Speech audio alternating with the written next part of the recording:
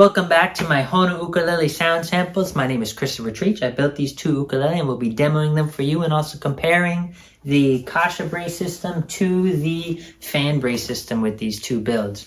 If you missed the sound sample of Keiki Honu, go check it out because a lot of the features are similar on Makua Honu. But let's talk about Makua Honu today. So Makua is parent, and I use that word to refer to this turtle because it's the larger turtle, but I actually finished this ukulele in May of 2023 and this one in March of 2023, so this is the little brother, even though I call it Makua Honu. So just a fun fact right there.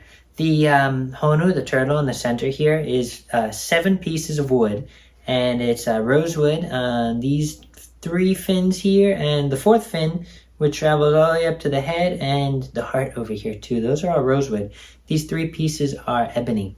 And these inlays are so paper thin. When I inlaid it, I've never inlaid something so thin as that. Got it down that fine because I didn't want to be digging deep into the sound board. And the same thing with Keiki Honu over there. All the inlays are very thin because I don't want the ornamentation to interfere with the soundboard, the Western Red Cedar's ability to produce a beautiful tone. So just trying to put something superficial, as close to the surface as possible and still safely under the finish, though. Don't worry, it's not falling off. Okay, I have the herringbone purfling line traveling around the ukulele to give it some movement and life, like the ukulele is the water and it's the surface of the ocean. The rosewood in Makua Honu picks up the rosewood on the binding, and what I think is cool is that the binding rosewood, the lighter patches, are the same color as the proving walnut, but the grain is different, and then the rosewood binding also has these black streaks in it. So it's a nice contrast in addition to blending nicely with the proving walnut. And these white purfling lines contrast the black purfling lines of Keiki Honu. I have the purfling lines on the back, the sides, the peg head between the faceplate and backplate, and of course down the fingerboard. The fingerboard, I did the same block inlays at 3, 5, 7, 10, 12, and 15. The large mother of pearl blocks about 16th inch thick, acting like alternating binding between so that you could see where you're playing much easier than with a tiny little dot, especially if the lighting isn't so good, if you're performing at a venue where it's very dark, like I have been in the past.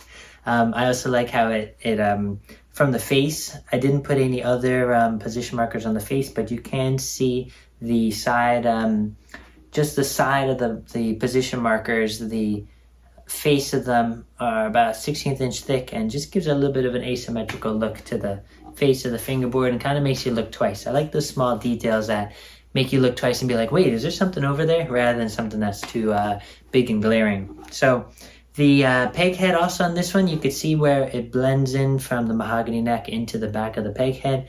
There's a nice scoop where the light colored veneer kind of pokes out, and it's about an 1/8 inch of a nice smile there. And then the proving walnut back plate comes down, which is that proving walnut's cut off pieces from the back, which were joined and reversed and flipped up to the top there, just keeping everything cohesive and matching. We have a Indian rosewood faceplate, and all in all, this one has rosewood features, rosewood binding, rosewood inlay here, and then ebony as well. So while I was building this, I was confused, trying to think like, oh, what should I use as that last color? I had the ebony, I had the proving walnut, I had the cedar, I had the mahogany, but and I was going to use the white purfling lines. I needed to figure out what the binding was going to be. And I was like, you can't use rosewood with ebony. Nobody does that. But then I was like, who makes the rules? Who cares? So I did the rosewood and ebony together. It looks beautiful. It's funny how much I was questioning it before I did it, just because of what I thought the societal standards of using ebony and rosewood are for an instrument. So if you're ever doubting yourself, go for it. Go ahead and do it. It doesn't matter what everybody else thinks.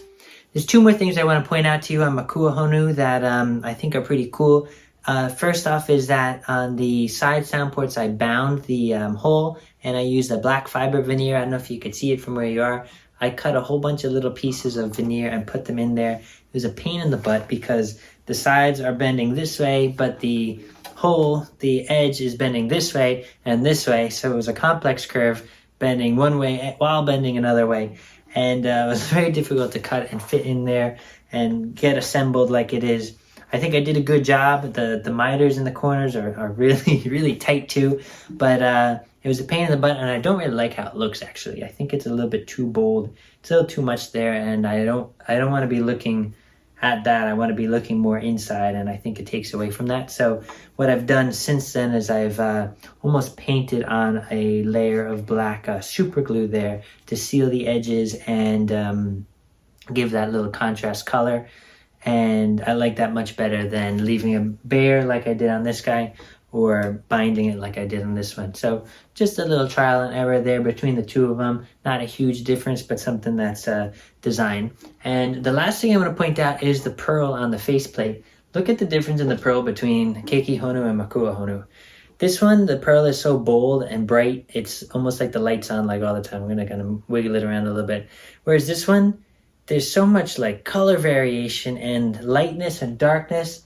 It's really cool. The you know, there's like pink at the top of the C, and there's like all this green down in here and in the E, and over here it's like dark, but when you turn it, then it really grabs the light. I don't know if you can really get all of that from the camera there. Let's see if you can get a little bit better. Yeah, so it's really cool when you're working with pearl. In general, I pick out the pearl that I'm using very carefully. All these, all the bubbles on Keiki Honu, I pick each one, I turn them, to orient them the way that I like it best. You know, all the block inlays, I had, these were cutoffs from another job that I had done where I was replacing all the block inlays on a old guitar, and all the cutoff pieces I used for these two ukulele, and I still have more cutoff, it's crazy.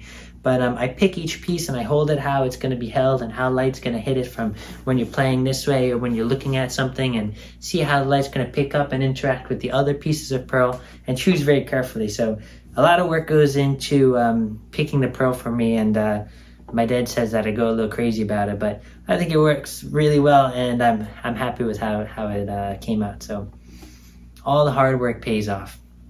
Let me not delay anymore, and I'll give you a good sound sample of Makuha Honu playing a little more fingerpick type stuff and a little more strumming type stuff, so you can hear it in a variety of situations how it handles.